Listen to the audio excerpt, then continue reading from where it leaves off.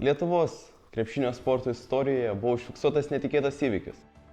Kauno Žalgiris varžybose Milane prieš Emporio Armani buvo patyręs net 27 taškų deficitą, kuomet varžybų pabaigoje Kauno Žalgiriui pavyko išplėšti pergalę prieš Emporio Armani ir Milane gauti pergalę. Prieš kelias dienas buvo paskelbta apie dviejų reporterių biologikų laidos Kosto Narbuto bei Mykolo Brožėno dingimą. Šiuo metu nėra daug duomenų apie šį incidentą, bet yra žinoma, kad visa tai įvyko kažkur aplinkui Kurėnų ežerą. Buvo apklausti žmonės gyvenantis aplinkui šią vietovę, na ir jų manimų šie asmenys šiuo metu gali rastis kažkur miškuose aplinkui Kurėnų ežerą. Respublikos Seimas paskelbė naują įstatymą Lietuvos mokykloms.